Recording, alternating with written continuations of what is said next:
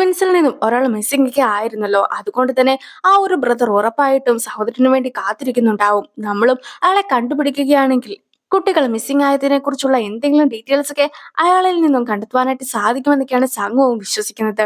പക്ഷേ ആ ഒരു ട്വിൻസിലെ ബ്രദർ എവിടെയാണ് ഉള്ളതെന്നൊന്നും തന്നെ ഇവർക്ക് അറിയിക്കില്ല. അതുകൊണ്ട് തന്നെ നിലവിൽ ഓർഫനേജിൽ നിന്ന് പോയിട്ടുള്ള ബാക്കിയുള്ള ആൾക്കാരുടെ ഡീറ്റെയിൽസ് ഒക്കെ ഉണ്ടല്ലോ, അതൊക്കെ വെച്ചിട്ട് അവരെ ആരെങ്കിലും ഇയാൾ കോണ്ടാക്ട് ചെയ്തിട്ടുണ്ടോ എന്ന് അന്വേഷിക്കാമെന്നാണ് സംഘു പറയുന്നത്. അടുത്തതായിട്ട് രണ്ടുപേരുടെ കാലൊക്കെ കെട്ടിക്കൊണ്ടുള്ള ഒരു ഓട്ട മത്സരമാണ്. അതിൽ ആരായിരിക്കും വിജയിക്കുക എന്നൊക്കെയാണ് എല്ലാവരും നോക്കുന്നത്. സയോണും അതുപോലെ തന്നെ ബോൺബിനും കൂടിയായിരുന്നു മത്സരിക്കുന്നത്. ബോൺബിന്റെ ടീം ആദ്യം ഒന്ന് വീണൊക്കെ പോകുന്നത് കൊണ്ട് തന്നെ സയോണും ഹീജും ആ ഒരു മത്സരത്തിൽ വിജയിക്കുന്നു. വിജയിച്ച സന്തോഷത്തില് ഹീജുവിനെ സയോൺ എടുത്തു പൊക്കുന്നൊക്കെയുണ്ട്. എല്ലാവരും വളരെയധികം അതിശയത്തോടെയായിരുന്നു അതൊക്കെ നോക്കി നിന്നിട്ടുണ്ടായിരുന്നത്. അങ്ങനെ ഇരിക്കെ വിജയിച്ച ടീമാണല്ലോ എന്ത് സമ്മാനം വേണമെന്നൊക്കെ പറയേണ്ടത്. അതുകൊണ്ട് തന്നെ സയോണിന്റെ അടുത്ത് കാങ്ങും എന്ത് സമ്മാനമാണ് ആവശ്യമായിട്ടുള്ളതെന്ന് ചോദിക്കുമ്പോഴത്തേക്കും രണ്ടുപേരും കൂടി ഒന്നിച്ചുള്ള ഒരു ഫോട്ടോയാണ് തനിക്ക് ആവശ്യമെന്നായിരുന്നു സയോൺ പറഞ്ഞിട്ടുണ്ടായിരുന്നത്. സോ സയോണും ഹീജും കൂടി ഒന്നിച്ചു നിന്നൊരു ഫോട്ടോ ഒക്കെ എടുക്കുന്നു.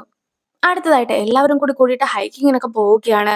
ശരിക്കും പറയുകയാണെങ്കിൽ കുറച്ച് നടന്ന് കഴിയുമ്പോൾ തന്നെ ടീമിലുള്ള എല്ലാവരും തന്നെ മടുക്കുന്നുണ്ട്. പക്ഷെ ഹീജോയും സയോണും ആയിരുന്നു ഒട്ടും തന്നെ മടുക്കാതെ മുന്നേയൊക്കെ പോയിട്ടുണ്ടായിരുന്നത്.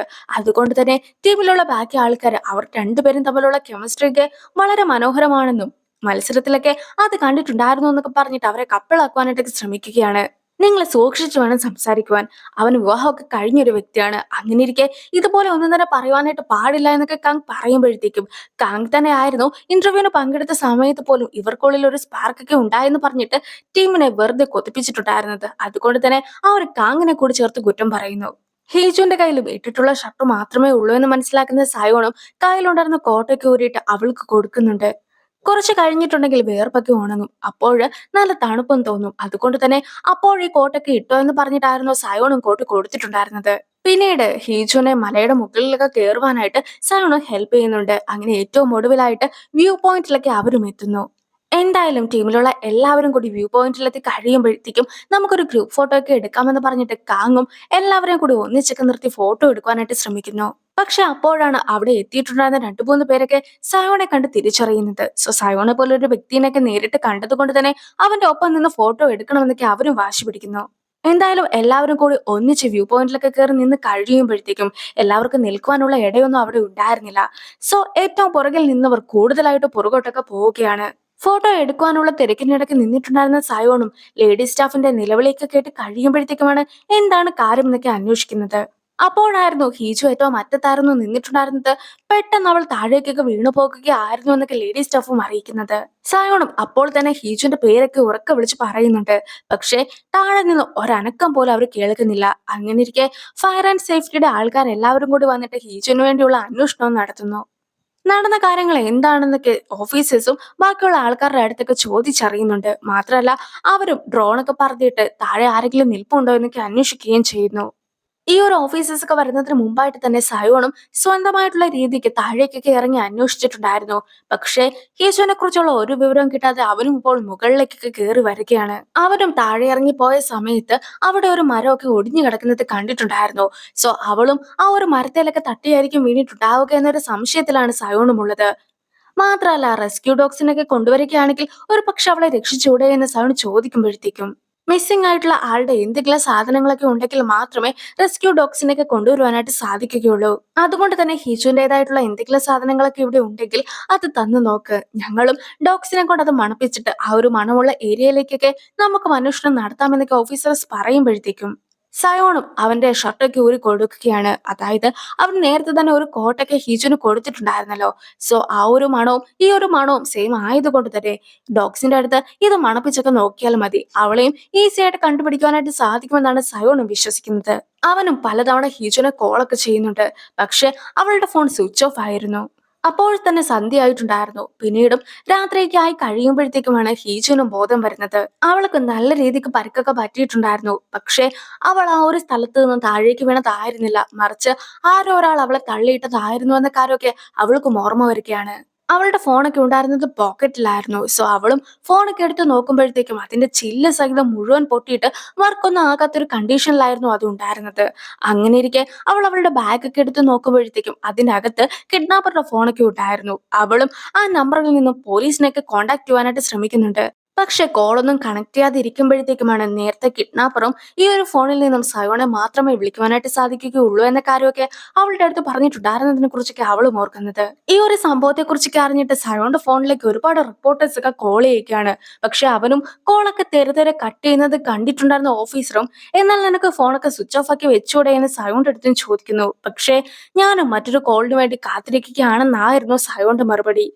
വളരെയധികം തണുപ്പൊക്കെ തോന്നിയിട്ടുണ്ടായിരുന്ന ഹീജും സയോണ്ട് കോട്ടൊക്കെ എടുത്തിടുന്നു. ആരെങ്കിലും തന്നെ ഇപ്പോൾ അന്വേഷിക്കുന്നുണ്ടാകുമോ എന്നൊക്കെയാണ് അവളും ചിന്തിക്കുന്നത്. പക്ഷേ ഒരു ഡ്രോണിന്റെ ശബ്ദം പോലും അവൾ കേൾക്കുന്നുണ്ടായിരുന്നില്ല.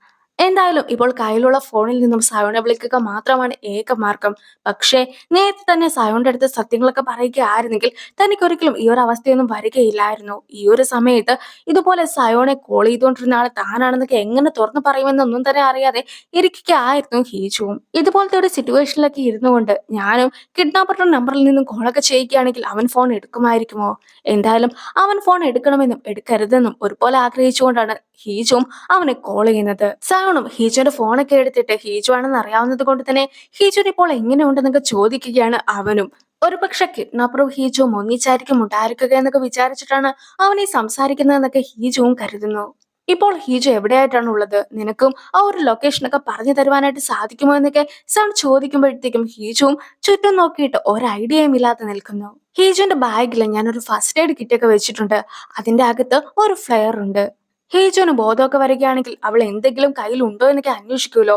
സോ അങ്ങനെയൊക്കെ അന്വേഷിക്കുകയാണെങ്കിൽ അവളും ഇതൊക്കെ കണ്ടുപിടിക്കുകയില്ല എന്നൊക്കെ അവനും ചോദിക്കുന്നു. അതായത് ഹീജുവിന്റെ അടുത്താണ് താൻ സംസാരിക്കുന്നതെങ്കിൽ പോലും ഹീജു ആ ഒരു വിവരമൊന്നും അറിയാതിരിക്കുവാനായിട്ടാണ് അവൻ ഈ ഒരു രീതിക്കൊക്കെ തന്നെ സംസാരിക്കുന്നത്.